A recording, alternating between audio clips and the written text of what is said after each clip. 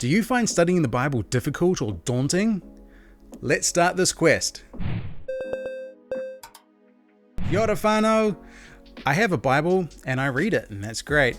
But reading the Bible is still the same as studying, right? No, it's not.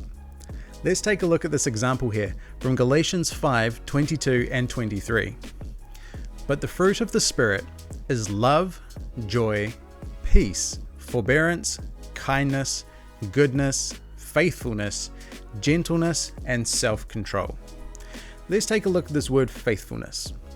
In the Greek, faithfulness is the word pistis, which is also used when Jesus says in Mark 11:22, have faith in God, or Hebrews 11:6, without faith, it is impossible to please God. If we strictly stick to the English translation that we have, we're going to miss many connections like this, assuming that words are different when in the original text they're actually the same. Just as it's important in everyday conversations, context is amazingly important in the Bible. For example, it is good to know the author, the audience, any historical or cultural context around Bible passages when you're reading them. While we associate the word church with Christians in general or with a church building, this isn't the same in the New Testament. The Greeks had the word synagogue to talk about Jewish places of worship and teaching, and this is not the word they decided to use to describe the Church of Christ and how these people gathered. Instead, they chose to use the word ecclesia. Now, ecclesia had been in use for over 600 years at this point, and it was the name of a particular political democratic gathering of people in Athens.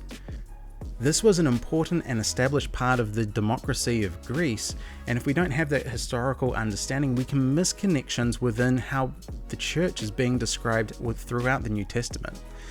So how do we find out these word definitions and historical and cultural differences in these passages of scripture? Well, this is additional study resources. Now you might say, well, I don't need any resource but the Bible. And in essence, yeah, that could be correct. However, we are not the same people as those that were written about in the Bible or written to in the Bible. We don't speak the same languages. We don't live in the same time period. There are many things that are different about our culture and just our time that is so vastly different that if we try and take the Bible at what we read it at face value, we're not going to understand things the same way that they did. These additional study resources help us to be able to dive deeper into how they understood things and to be able to see how that reflects back towards us. So the three types of additional study resources that I recommend, firstly, are Bible dictionaries or lexicons. These help provide a lot of insight around the original words from the Greek, the Aramaic, and the Hebrew, and give us multiple English words to help us understand them better. Next is Bible commentaries. These help provide us unique insights from different authors who have studied on these particular scriptures, sometimes entire books or the entire Bible, that we can use alongside our readings to be able to get a better understanding of what things are saying in scripture. The third is Bible concordances, which help us look up verses with the same words to be able to see patterns throughout scripture, and sometimes these also double as Bible dictionaries. I'll link to some paid and some free resources down in the description below for this. So it doesn't matter what Bible translation I have for study. Well, Bibles are translated typically one of three major ways. The first is word for word. Some are thought for thought, and others are what is called paraphrased. Now, these all provide unique ways of looking at and understanding the original text, but they do have varying levels of accuracy. At the end of the day, the Bible that you have on hand is the best Bible for your daily reading. If you're wanting to dive a bit deeper into study, then I'd recommend getting a physical or digital copy of the translation that best suits the Bible dictionaries or the concordances that you'd be using for study, as some are very specific to specific translations.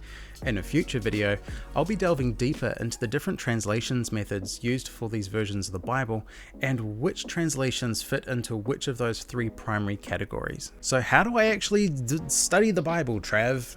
You've possibly already heard of some of the many different Bible study methods online. There's the SOAP study method, the Easy Bible study method, there's REAP, HEAR, Apple, Sword, and many more. I'll visit most of these in future videos, however I do see 7 essential components for studying the Bible well. First of all, we need to define our focus of study. That could be a passage, it could be a verse, or it could be a word within a verse that we've found, but we need to decide on what is the focus of our study. Next, we're going to be looking at some key words within our focus. These are the things that we read and they jump out at us and we want to look deeper into them. Next, we take these and we look at their definitions. Bible dictionaries and lexicons are great here. We need to understand these words as they were intended.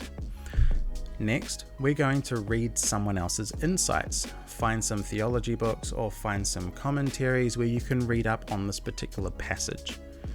Next, after we've done all of this research, we will then reread the focus of our study and put back into it the different things that we've learned. Finally, we reflect on what the Spirit of God is saying to us in our hearts about what we have studied. In an upcoming video, I'll be showing you how to take all of these steps and apply them to studying a word, a verse, a passage, a character, a book, or a topic throughout the Bible. But hopefully this has helped equip you to better start your study journey in the Bible, and I'll see you on our next quest.